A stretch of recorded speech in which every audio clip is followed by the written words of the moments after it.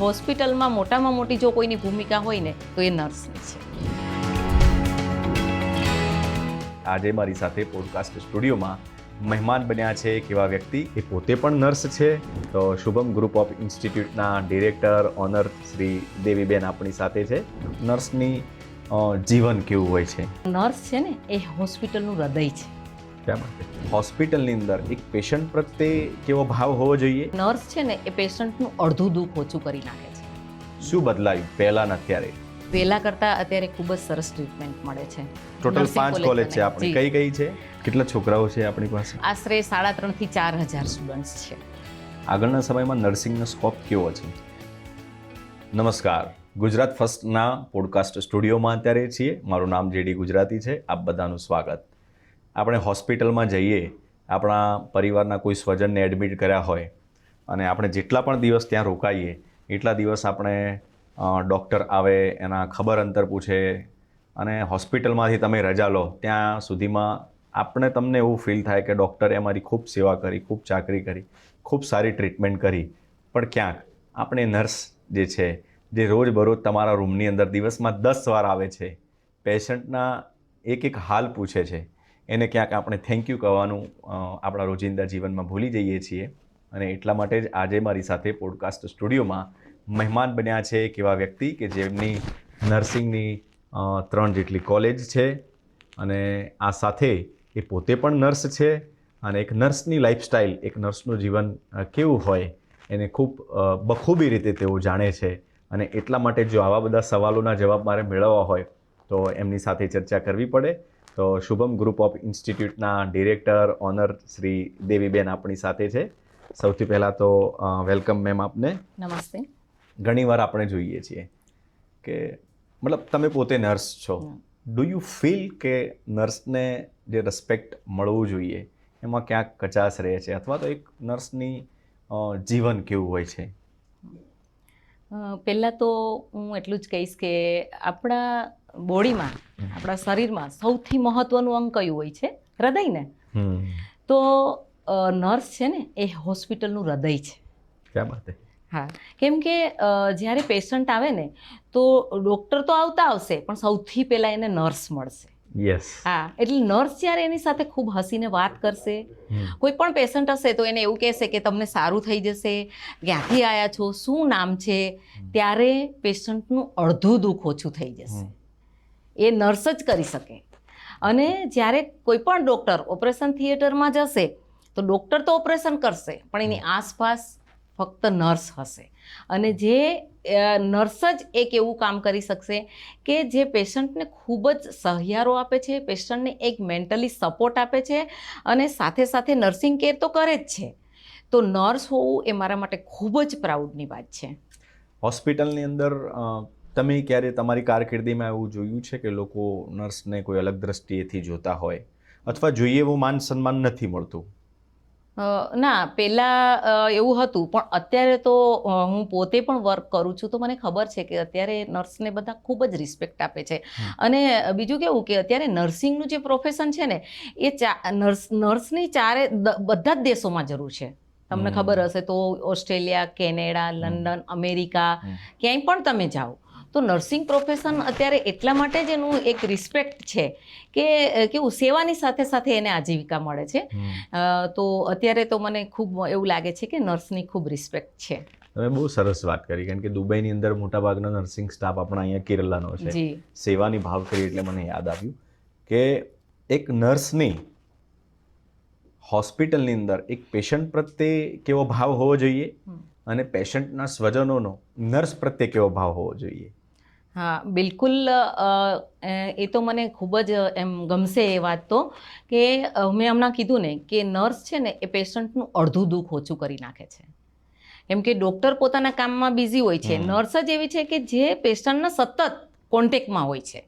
અને એના સગાવાલાને પણ એક આશા હોય છે કે ચલો નર્સ બેન આવ્યા છે તો આપણે પૂછીએ કે મારા પેશન્ટને કે મારા દર્દીને સારું થઈ જશે કે કેમ, અથવા તો એને કંઈ પણ હોય તો એ સિસ્ટરને પૂછશે. તો નર્સની એક એવી ભૂમિકા એવી છે કે જે હું તો એમ જ કહું છું કે હોસ્પિટલમાં મોટામાં મોટી જો કોઈની ભૂમિકા હોય ને તો એ નર્સની છે. અચ્છા, ઘણી જગ્યાએ નર્સને આપણે સિસ્ટર પણ કહેતા હોઈએ છીએ, જી. તો એ નામ કેવી રીતે પડ્યું સિસ્ટર? હા, એવું છે કે નર્સિંગના જે પ્રથમ નર્સ હતા ને એમનું નામ હતું ફ્લોરેન્સ નાઇટિંગેલ, કે જેમને પોતાનું આખું જીવન સૈનિકોના ટ્રીટમેન્ટ કરવામાં કાઢી નાખ્યું. તો એ જ્યારે એ ઇંગ્લિશ વર્ડ છે સિસ્ટર, તો એ ફ્લોરેન્સ નાઇટિંગેલને સૈનિકો સિસ્ટર કહીને બોલાવતા. અને સિસ્ટર એટલે કેવું કે આપણને એમ એક બેન તરીકેનો ભાવ થાય કે તમને પણ જ્યારે કંઈ બીમાર તો બધા પડવાના જ છે, બરાબર? તમને બી ક્યારેક એમ થાય કે આપણે હોસ્પિટલમાં છીએ અને સિસ્ટર કોને એટલે તમને આમ અંદર એવી ભાવના થાય કે સિસ્ટર છે ને એટલે મને સારું જ થઈ જશે. ક્યાં વાત છે. એટલા માટે સિસ્ટર કહેવામાં આવે ઘણી વાર પેશન્ટ જે આઈસીયુમાં એડમિટ હોય, સ્વજનોને તો અંદર જવા ન દેતા હોય, એટલે એને પણ એક નર્સ એ સમયે જી પોતાના પરિવારના મેમ્બર જેવા લાગતા હોય. જી હા, બિકોઝ કે આઈસીયુમાં કેવું છે કે ઇન્ફેક્શન કંટ્રોલ માટેના રિલેટિવને અંદર નથી જવા દેતા, ત્યારે ફક્ત ને ફક્ત નર્સ અને ડૉક્ટર્સ અંદર જઈ શકે છે. તો ત્યારે પેશન્ટના રિલેટિવને અને પેશન્ટને એક જ આધાર હોય છે કે સિસ્ટર જે કહે છે ને એ બધું સાચું છે, અને સિસ્ટર જ એને કંઈ પણ જે કંઈ ટ્રીટમેન્ટ છે એમાં બહુ જ રીતે એને જે મદદ કરશે ને એ સિસ્ટર જ કરશે. ત્યારે પેશન્ટના સગા પણ જ્યારે સિસ્ટર બહાર નીકળે ને તો એક ધારા જોઈ રહ્યા હોય છે કે સિસ્ટર શું કહેશે, અમારા પેશન્ટને કેવું છે. ત્યારે સિસ્ટર વેઇટ કરતા હોય બહાર, બિલકુલ બહાર વેઇટ કરતા હોય. તો જ્યારે સિસ્ટર એવું કહે છે ને કે તમારા પેશન્ટને સારું, ત્યારે ખરેખર એમને ખૂબ જ આનંદ થાય છે, સહાનુભૂતિ મળે છે. રાઈટ. તમે જ્યારે નર્સિંગની શરૂઆત કરી અને આજથી 10 વર્ષ પહેલા તમે નર્સિંગ કરતા હશો ત્યારે અને અત્યારે ટેકનોલોજી ઘણી બધી આવી ગઈ, ઘણું બધું ઇન્ફ્રાસ્ટ્રક્ચર થઈ ગયું, ઘણી બધી નવી મેડિસિન કંપનીઓ આનાથી શું બદલાયું પહેલા ને અત્યારે? મને તો એવું લાગે છે કે પહેલાં કરતાં અત્યારે ખરેખર આપણા ગવર્મેન્ટે પણ હોસ્પિટલ સાઇડ ઇન્ફ્રાસ્ટ્રક્ચર છે, બધી વ્યવસ્થાઓ છે, એ એકદમ નિષ્ણાંત ડૉક્ટરો છે, સિસ્ટરનું પણ એટલું બધું, નર્સનું પણ એટલું બધું નોલેજ હોય છે કે એમાં અલગ અલગ કેરના એમને કોર્સિસ હોય છે, NPM છે, આઈસીયુની ટ્રેનિંગ છે, એટલું બધું આગળ વધી ગયું છે ને કે પહેલાં કરતાં અત્યારે ખૂબ જ સરસ ટ્રીટમેન્ટ મળે છે. ઓકે. હું જ્યારે સ્ટડી કરતો હતો તમારા વિશે, મેં એવું પણ જાણ્યું કે તમારા ફેમિલીમાંથી ઓલમોસ્ટ બધા હેલ્થ સાથે જ જોડાયેલા છે. જી, મારા હસબન્ડ છે એ પણ ડૉક્ટર છે, તો મારો દીકરો છે એ પણ ઓર્થોપેડિક સર્જન છે, એની વાઈફ છે એ પણ ફિઝિયોથેરાપિસ્ટ છે, અને હું પોતે નર્સ છું, અને અમે બધા જ લગભગ મેડિકલ સાથે જોડાયેલા છીએ. અને આજથી 30 વર્ષ પહેલાં અમારી પાસે એક નાનું એવું દવાખાનું હતું.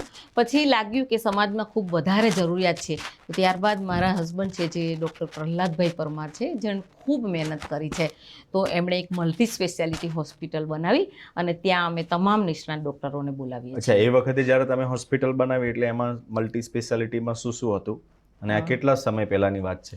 આ વાત છે 25 વર્ષ પહેલાંની. ઓકે. હા, અને હોસ્પિટલ બનાવી ત્યારે પહેલાં નાની હતી, પછી મોટી હોસ્પિટલ બનાવી, પછી એમાં અમે દરેક નિષ્ણાંત ડૉક્ટરોને બોલાવી અને દરેક રોગની સારવાર રાહત દરે કરતા હતા. ઓકે, તો એનું નામ પણ શુભમ હોસ્પિટલ? શુભમ હોસ્પિટલ છે. શુભમ નામ કેવી રીતે પડ્યું? શુભમ મારા નાના દીકરાનું નામ છે.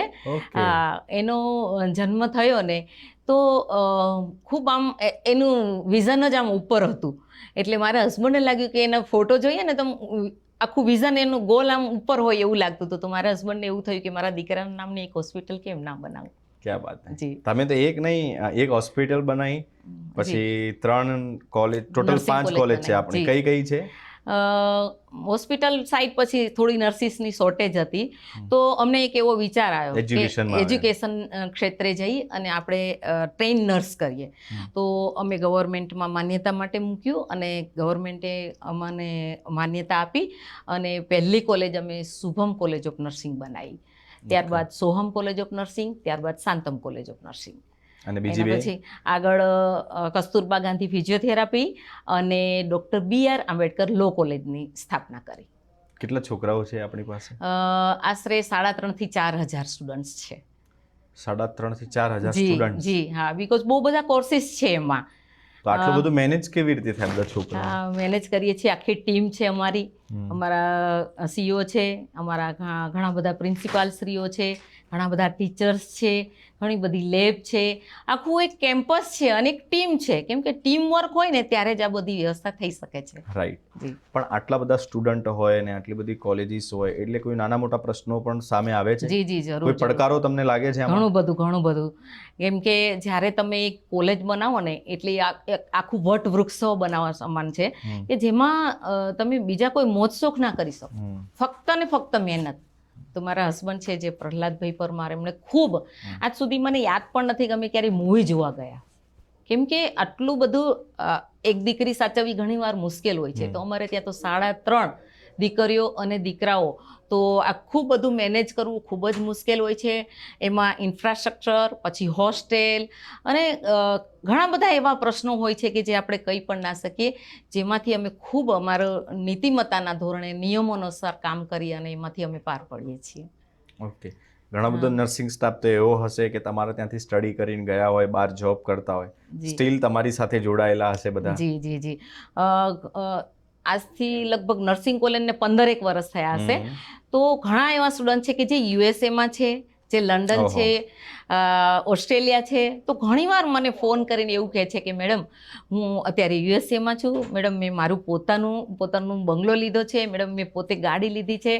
અને વિડીયો કોલ કરે છે ને ત્યારે ખરેખર ખૂબ જ આનંદ થાય છે કે મારા એવા કંઈક સારા કર્મો હશે કે હું આ દીકરીની કેરિયર માટે નિમિત્ત છું.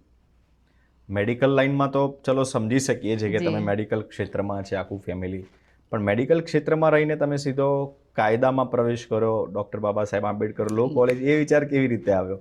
હા, તો ઘણા બધા એમ સ્ટુડન્ટ્સ એવું કહેતા કે અમારે લો કરવું છે પણ ક્યાંય એમ કે અમને એડમિશન નથી મળતું. અને લો કેવું છે એ બધા માટે ખૂબ જ કરવું જરૂરી છે. તો ત્યારે અમને એક એવો વિચાર પણ આવ્યો કે ચલો સાથે સાથે કંઈક નવું પણ કરીએ. કેમ કે એકનું એક ચાલુ રાખીએ તો અમારા સ્ટુડન્ટ્સને પણ અમારે ત્યાં ભણવાની ખૂબ મજા આવે છે. કેમ કે અમે બધા ઘણા બધા પ્રોગ્રામ્સ બી સાથે સાથે કરીએ છીએ. લોનું હોય તો જ્યારે એનો કંઈક અલગ ફંક્શન હોય ત્યારે અમે અમારા નર્સિંગના સ્ટુડન્ટ્સને પણ એમાં ઇન્વોલ્વ કરીએ છીએ. સાથે સાથે રિક્રિએશન પ્રોગ્રામ પણ કરીએ છીએ. સાથે સાથે ફિઝિયોથેરાપી, કોલેજની સાથે સાથે ફિઝિયોથેરાપી સેન્ટર પણ છે કે ત્યાં એક અમારું એવું ક્લિનિક છે કે ત્યાં અમે ફક્ત 20 રૂપિયામાં પેશન્ટને જોવાના અને પેશન્ટને એક્સરસાઇઝ આપવાની. આ ફક્ત ને ફક્ત અમે 20 રૂપિયામાં કરીએ છીએ. આ ક્યાં આવેલું છે? આ નરોડા. ઓકે. આ સિવાય એવું શું છે આપણા ઇન્સ્ટિટ્યૂટ કે કોલેજમાં કે લોકો આપણે ત્યાં જ વધારે પસંદ કરે છે આવવાનું? જી, આપણે ત્યાં એટલા માટે કે કેવું ક્યારેક એવું થાય છે કે ખાલી તમે ભણાઈ કરો કે ચોપડિયું જ્ઞાન આપ્યા રાખો તો સ્ટુડન્ટ્સને કંટાળો આવે, જેમ આપણને પણ આવતો હતો કે આપણે ભણતા હતા ત્યારે. તો સ્ટુડન્ટ્સને અલગ અલગ અમે રિક્રિએશન પ્રોગ્રામ આપીએ છીએ. સાથે સાથે અમે જ્યારે પણ ગાંધીજીની જન્મ જયંતિ હોય છે ત્યારે અમે સ્વચ્છતા અભિયાન રાખીએ છીએ. વર્ષમાં 3 થી 4 ફ્રી મેડિકલ કેમ્પ રાખીએ છીએ અને એમાં દરેક સ્ટુડન્ટ્સને અમે ઇન્વોલ્વ કરીએ છીએ કે જેમાં એક પણ રૂપિયો લીધા વગર પેશન્ટને તમામ નિષ્ણાત ડૉક્ટરો દ્વારા તપાસવામાં આવે છે. એના એક્સરેથી માંડીને એનું દરેક નિદાન ફ્રીમાં કરવામાં આવે છે અને એને દવા પણ ફ્રીમાં આપવામાં આવે છે. સાથે સાથે અમે બ્લડ ડોનેશન કેમ્પ કરીએ છીએ અને એમાં પણ અમારા દરેક સ્ટુડન્ટ્સ, ટીચર્સ અને દરેક જે છે એ બધા ઇન્વોલ્વ થાય છે. હા, સાથે સાથે અમે સ્વચ્છતા અભિયાનની સાથે અમે વ્યસન મુક્તિ કેન્દ્ર પણ ચલાવીએ છીએ કે જેમાં જે કોઈ પણ વ્યસન હોય એવા પેશન્ટને અમારી હોસ્પિટલમાં દાખલ કરીએ છીએ અને એનો પણ એક પણ રૂપિયો લીધા વગર એની સારવાર કરવામાં આવે છે. અને જ્યારે અલગ અલગ જગ્યાએ અમે વ્યસન મુક્તિ કેમ્પ કરી અને લોકોને વ્યસન મુક્ત કરવા પ્રયત્ન કરીએ છીએ. તમે આટલા સમયથી જોડાયેલા છો નર્સિંગ સાથે, તો એઝ અ નર્સ ક્યારે એવું લાગે છે ટફ કે કોઈક એવા પેશન્ટ આવી જાય કે જે બહુ ગુસ્સો કરી દે, કંટ્રોલમાં ના રહે, એમને મનાવવા પડે? બિલકુલ. આપણે સાચા હોય તો પણ એમનું સાંભળવું પડે કારણ કે એ એવી પોઝિશનમાં છે, એ ગુસ્સામાં છે, એના સ્વજન છે એને સારું નથી એટલે એ કંઈ વિચારી નથી શકતા. અને આવી બધી કન્ડિશન થાય અને જે નર્સે જે ટેકલ કરવું પડે.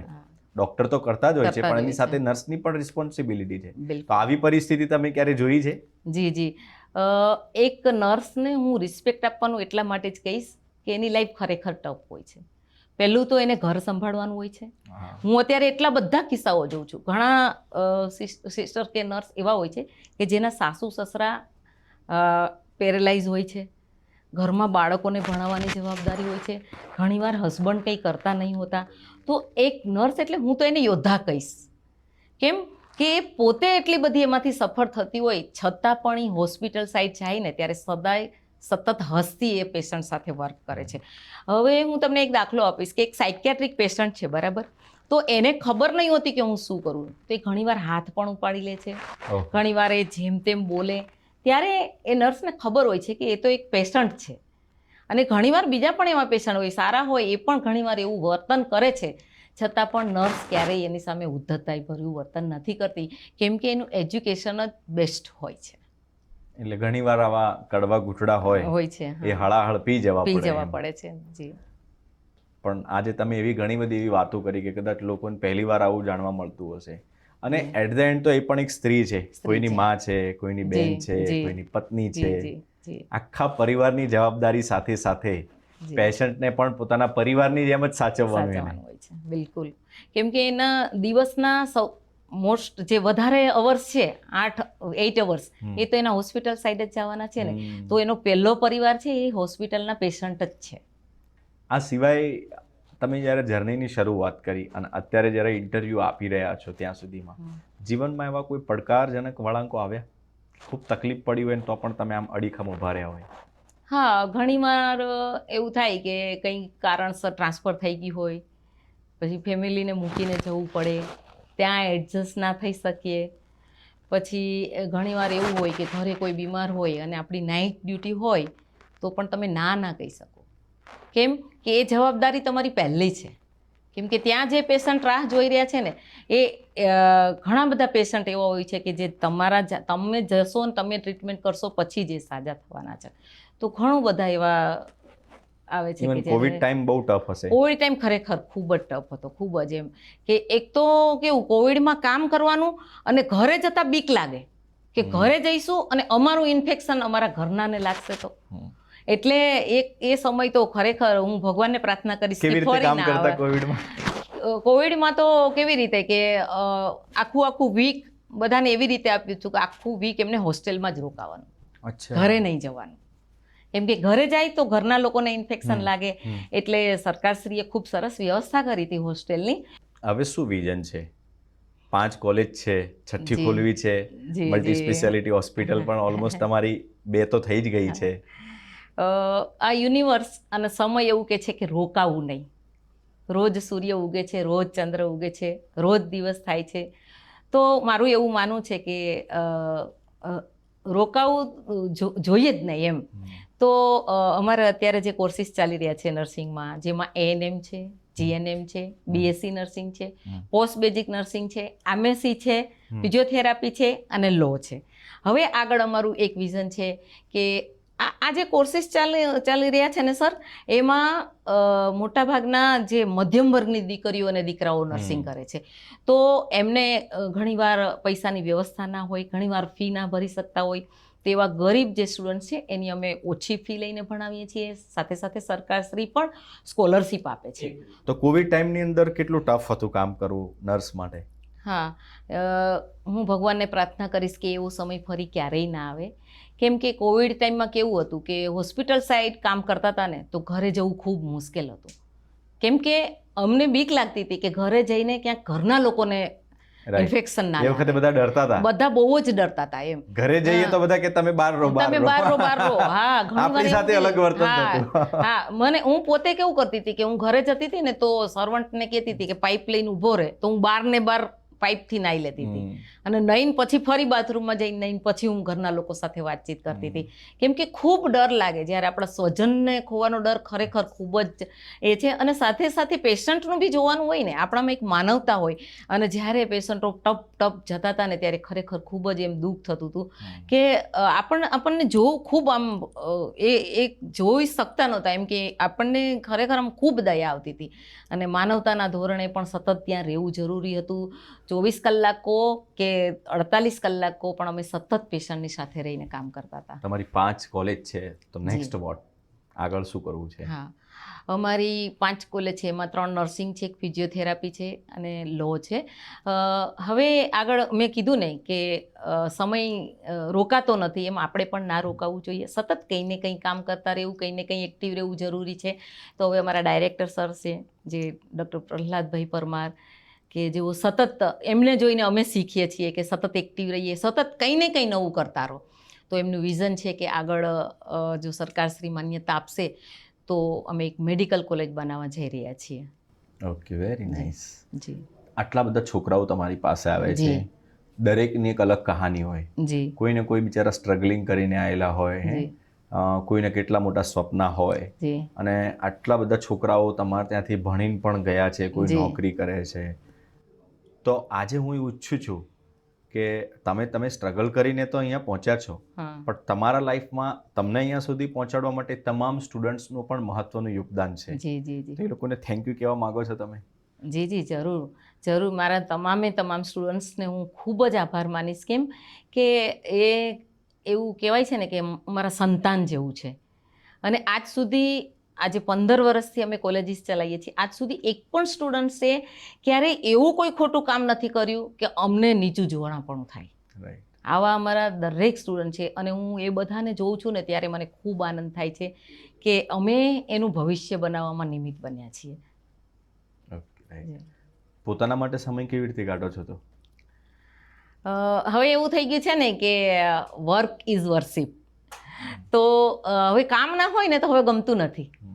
એમ કંઈ ને કંઈ અલગ અલગ કોલેજમાં જઈએ, સ્ટુડન્ટ સાથે વાત કરીએ, પછી કંઈ ને કંઈ કામ કરતા રહીએ, પેશન્ટ સાથે વાત કરીએ, અથવા તો ડૉક્ટરને મદદ કરીએ, નર્સિંગ સ્ટાફને મદદ કરીએ, અથવા કંઈ પણ બીજે પણ અમે સોશિયલ વર્ક એવા ઘણા બધા કરીએ છીએ કે જે સેવારૂપી કામ કરવામાં અમને ખૂબ આનંદ આવે છે.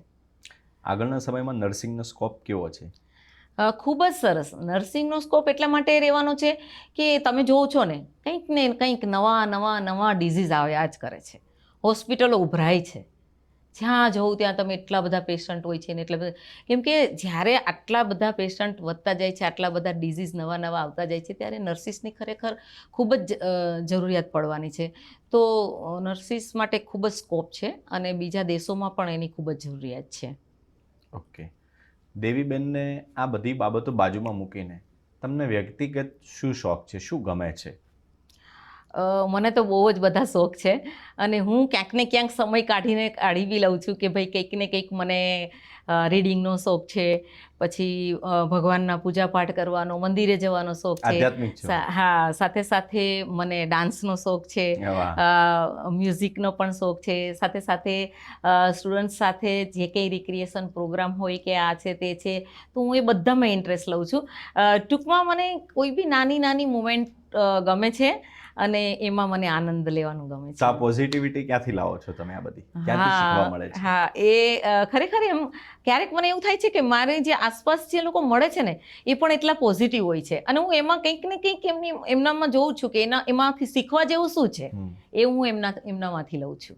સ્ટુડન્ટ્સ મહેનત કરતા હોય તો હું જોઉં છું કે જો એની પરિસ્થિતિ કેવી છે, સાવ ગરીબ ઘરમાંથી દીકરી આવતી હોય છતાં પણ ખૂબ મહેનત કરતી હોય, તો આપણને તો ભગવાને ખૂબ આપ્યું છે. જેવી રીતે તમે જ છો, તો હું તમને ક્યારની જોઈ રહી છું કે તમે કેટલા બધા એક્ટિવ છો, તો મને એમ લાગે કે તમારામાંથી બી મારે કંઈક લેવું જોઈએ. તો સરાઉન્ડિંગ જે આપણી પાસે છે ને, ભગવાને ખૂબ આપ્યું છે, એમાંથી ખુશી અને આભાર માનતા શીખવું જોઈએ અને ખુશી મેળવતા શીખવું જોઈએ. ઓકે.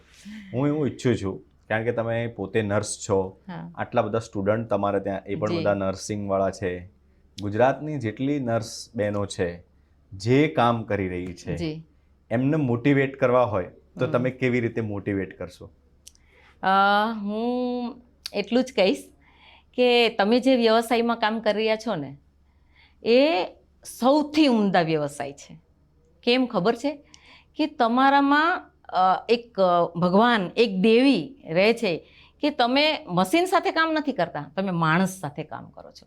તમારું એક હાસ્ય, તમારો પ્રેમભર્યો એક શબ્દ છે ને, એનું 50% દર્દ ઓછું કરી નાખશે. તો તમે એટલા સુંદર પ્રોફેશનમાં કામ કરો છો કે સામેના વ્યક્તિને જ્યારે એક સંતોષ મળશે, એક આશા જાગશે કે હું સાજો થઈ જઈશ, એ ખરેખર એના જે અંદરથી નીકળતા બ્લેસિંગ્સ છે, એનો જે ભાવ છે, એ તમારું પોતાનું જીવન પણ ઉદ્ધાર કરી દેશે અને તમારું જે જિંદગી છે એ સફળ થઈ જશે. તો હું બધાને એક જ વસ્તુ કહીશ કે હમણાં આપણા આરોગ્ય મંત્રીશ્રીએ એક મીટિંગ લીધી હતી, એમાં સરે કહ્યું ટંગ મેનેજમેન્ટ. તો ટંગ મેનેજમેન્ટ એટલે શું? કે તમે સારું બોલો, સુંદર બોલો. તમે કમાઈ તો રહ્યા જ છો, તમારી આજીવિકા તો આવે જ છે, કેમ કે તમે એ પ્રોફેશનમાં નોકરી કરો છો તો તમારો પગાર તો આવવાનો જ છે. પણ સાથે સાથે તમારે એક માનવતાની સાથે સાથે કામ કરવાનું છે કે તમારું બોલવાથી, તમારા હસવાથી કે તમારા સપોર્ટથી જ્યારે પેશન્ટ સાજા થઈ રહ્યા છે ને, એ ખરેખર એક ઉત્તમ કામગીરી છે. અને એના માટે હું દરેકને કહીશ કે ખૂબ જ સરસ વ્યવસાયમાં છો, સેવારૂપી વ્યવસાયમાં છો, રાઈટ. તો બધા જ પેશન્ટ સાથે ખૂબ જ સરસ રીતે વર્તન કરી અને સાથે સાથે કામ કરો. એટલા માટે જ કહેવાય છે કે આંખમાં આમી તો દુનિયા ગમી જી અને જીભમાં આમી તો દુનિયા નમી. દુનિયા નમી. વાહ વાહ વાહ, બહુ સરસ. થેન્ક્સ અ લોટ. તમે આજે જી. પોડકાસ્ટ સ્ટુડિયોના મહેમાન બન્યા અને ખૂબ ઇન્ટરેસ્ટિંગ વાતો આપણે કરી. જી આઈ હોપ કે તમે તમારો જે અનુભવ શેર કર્યો નર્સિંગ લાઈફનો, એ ઘણા બધા લોકો એને થોડુંક ડીપલી એમાં ઝાંખી એમના જીવનમાં જોશે. અને એ નર્સ કે જેને લોકો નાની મોટી બાબતમાં અવગણના કરે છે, હું ઈચ્છું છું કે જ્યારે પણ તમે હોસ્પિટલમાં જાઓ એટલે એકવાર નર્સને થેન્ક યુ ચોક્કસથી કહેજો. Thank you. Thank you.